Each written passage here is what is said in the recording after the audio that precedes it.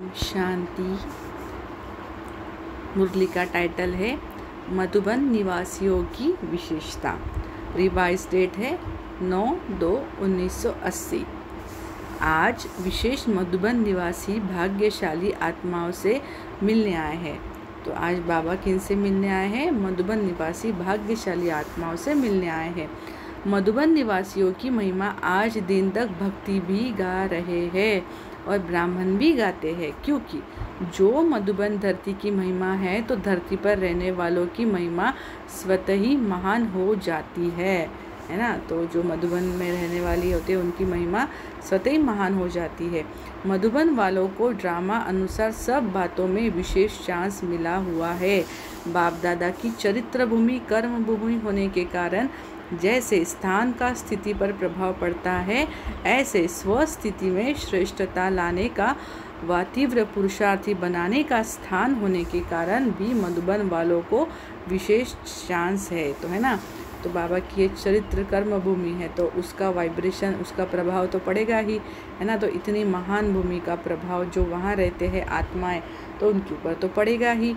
तो मनसा को विश्व कल्याणकारी वृत्ति में शक्तिशाली बनने का अर्थात विश्व सेवा का मुख्य केंद्र है मधुबन। मधुबन में आए हुए मेहमानों की मनसा वाचा कर्मणा सेवा के साथ साथ रूहानी अव्यक्त वातावरण बनाने की सेवा का विशेष चांस है। मधुबन वालों को देख सर्व आत्माएं सहज फॉलो करना सीखती है। जैसे मधुबन बेहद का है, वैसे मधुबन निवासियों को भी बेहद सेवा का चांस है। तो जैसे बाबा बोल रहे कि जैसे मधुबन हर एक जन के लिए बेहद का है, तो जो भी मधुबन निवासियों को भी बेहद सेवा का चांस है। तो वो सेवा भी कैसे कर सकते हैं? बेहद में, तो उनको चांस है। अपने कर्म की प्रारब्ध के हिसाब से तो हर आत्मा को यथा कर्म तथा फल मिलता ही है ना। तो ये क्या है? सिंपल लॉ ऑफ कर्मा है कि जैसा हम कर्म करेंगे वैसा हमें फल मिलेगा। लेकिन जितनी भी आत्माएं आई उनकी सेवा हुई और तृप्त होकर के गई, तो इतनी सब आत्माओं की संतुष्टता का शेयर मधुबन निवासी मेहमान नवाजी करने वालों का बन गया ना। घर बैठे अगर सेवा के शेयर्स जमा हो गए तो विशेषता हुई ना। और मधुबन वालों को प्रत्यक्ष फल मिलने में भी विशेषता है। भविष्य फल तो बन ही रहा है। मधुबन वालों को और भी विशेष लिफ्ट है।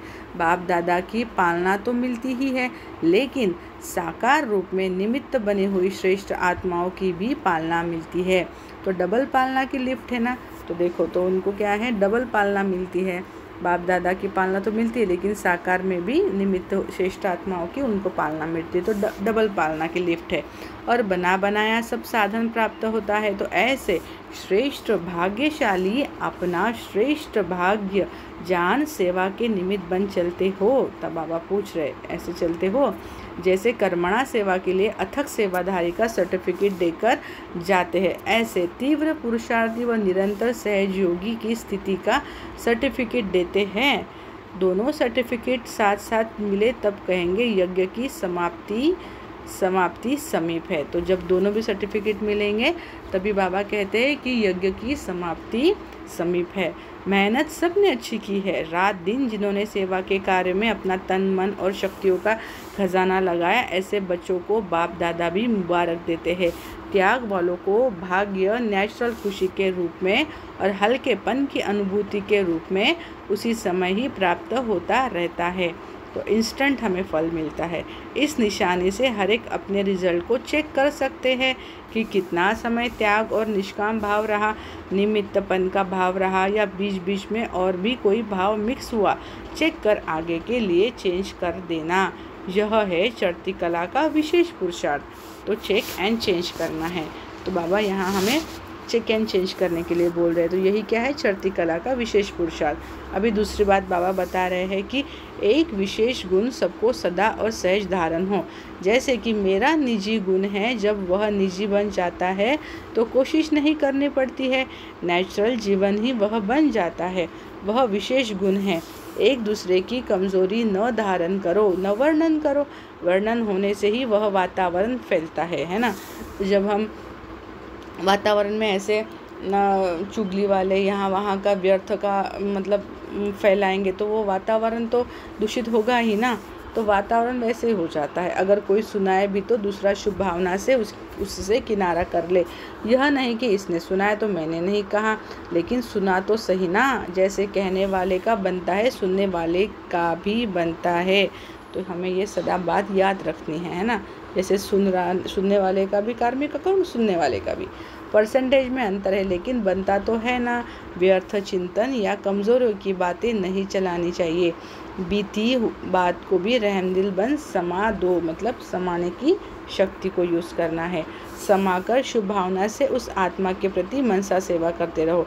जब 5 तत्वों के प्रति भी आपकी शुभ भावना है ना, तो ये जो भी 5 तत्व है तो उनके प्रति भी अगर आपकी शुभ भावना है तो फिर भी सहयोगी ब्राह्मण आत्माएं है। भले संस्कार के वश कोई उल्टा भी करता या सुनता है, लेकिन आप उस एक को परिवर्तन करो। 1 से 2 तक, 2 से 3 तक, ऐसे व्यर्थ बातों की माला की दीपमाला न हो जाए, यह गुण धारण करो। किसी का सुनाना नहीं है लेकिन समाना है। सहयोगी बन मनसा से या वाणी से उनको भी आगे बढ़ाना है। होता क्या है, एक का मित्र होता, उस एक का फिर दूसरा मित्र होता, दूसरे का फिर तीसरा होता, तो ऐसे ऐसे कैसे वो आगे बढ़ जाती है लिंक।